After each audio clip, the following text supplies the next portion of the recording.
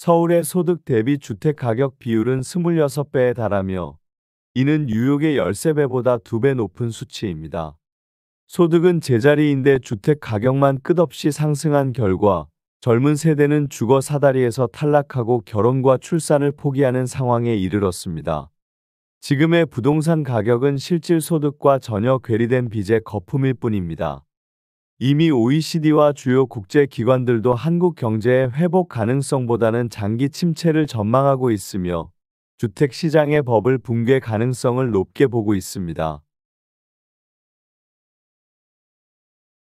경기도 양주시 옥정동에 위치한 이편한 세상 옥정 더 퍼스트 아파트는 2019년 3월에 사용 승인을 받은 단지입니다. 이 아파트는 17개 동으로 총 1566세대가 거주하고 있습니다. 최고 층수는 25층이며 용적률 179%, 건폐율은 12%입니다. 총 주차 대수는 2140대로 세대당 1.36대입니다. 34평형의 공시가격은 2억 6,500만원, 보유세는 약 26만 270원입니다. 이 아파트는 2019년 당시 34평형 매매가가 3억 원에서 최고 6억 2천만원까지 상승했으나 최근 2025년 3월 기준으로 4억 1천만원에 거래되어 최고액 대비 34% 하락했습니다. 주변 편의시설로는 하나로마트 2.2km가 위치하고 있습니다. 종합병원으로는 우리병원이 약 5.7km 거리에 있으며 반경 1km 이내에 병원 60개, 약국 13개, 편의점 16개, 마트 2개, 학원 113개가 분포되어 있습니다. 교육시설로는 연풀은 초등학교 201m, 옥정중학교 790m, 옥빛 고등학교 608m가 있습니다. 교통편으로는 덕계역이 2.5km 거리에 있으며 을지로까지 약 70분, 강남까지는 약 80분이 소요됩니다. 우리나라 부동산 시장이 무너질 수밖에 없는 이유는 인구 구조의 변화, 경기 침체, 소득 정체라는 삼중고 속에서 기존의 부동산 불패 신화가 근본적으로 붕괴되고 있기 때문입니다. 과거 우리나라 아파트 가격은 상승만을 거듭하면서 부동산이 최고의 자산이라 여겨졌습니다. 그러나 인구가 감소하고 고령화가 심화되며 소득 수준은 정체되었고 금리는 여전히 높은 상황이 지속되고 있습니다. 이는 결국 과거의 상승 조건이 모두 사라졌다는 의미입니다.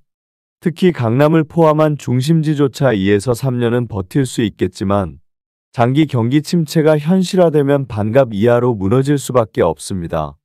이미 일본은 30년 넘게 부동산 불황을 겪었고 중국과 홍콩 역시 부동산 폭락을 겪고 있습니다. 한국만 유일하게 끝나지 않은 나라일 뿐이며 결국 같은 길을 걷게 될 수밖에 없습니다. 이와 함께 양극화는 더욱 심화되고 있습니다. 자산 격차 해소를 위한 보유세 강화는 논의되지만 현실은 거꾸로 가고 있으며 연글 대출로 무리하게 집을 산 이들은 자산 하락 국면에서 치명적인 손실을 입게 됩니다. 현금 구매자는 가치 하락만으로 끝나지만 대출에 의존한 구매자는 전 재산을 잃을 수 있고 경매로 내몰리는 현실이 코앞입니다. 특히 강남조차 현금이 아닌 경우 사업자 대출까지 동원해야 할 정도로 위험한 수준입니다.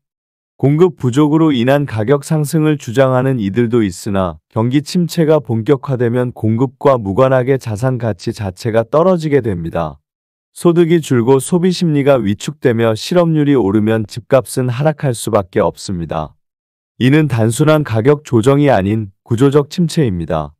특히 서울 중심지 외의 지방은 이미 상승 없이 바로 침체에 빠져 있으며 중심지조차 이 흐름을 벗어날 수 없습니다. 앞으로 집값이 다시 오르려면 인구 증가, 소득 증가, 경기 회복이라는 세 조건이 모두 충족돼야 하나 한국은 이 셋 모두에 있어 악조건을 안고 있습니다. 30년 후 인구가 2천만 명 감소할 것이라는 전망은 이러한 침체가 단기간에 끝나지 않을 것임을 의미합니다. 일본이 25년간 집값이 떨어진 후에야 반등했던 사례처럼 한국 역시 장기 침체에 대비해야 하며 지금은 절대 집을 살 시기가 아닙니다. 현재 집을 구매하려는 무주택자라면 무리한 대출은 절대 피해야 하며 자신의 소득 수준에 맞는 주택을 찾기 위해 최소 1에서 2년은 더 기다리는 전략이 필요합니다. 실물 경기와 글로벌 경제의 회복 여부를 보고 판단하는 신중함이 필요합니다. 총자산의 70%가 부동산에 몰린 우리나라의 구조도 위험합니다. 미국과 일본은 주식 자산 비중이 훨씬 높으며 한국은 부동산값 유지를 국가 성장 전략처럼 삼고 있는 비정상적 상황에 놓여 있습니다. 결국 포트폴리오를 재조정하지 않으면 부동산 폭락 시 전 재산을 잃는 일이 현실이 됩니다. 이처럼 지금의 부동산 시장은 거품의 끝자락에 있으며 더 이상 상승이 아닌 구조적 붕괴가 시작된 시점입니다. 정부 정책, 세제 개편, 시장 상황과 무관하게 가장 큰 문제는 경제 체력 자체의 급속한 약화입니다. 집값은 결국 크게 하락할 수밖에 없습니다.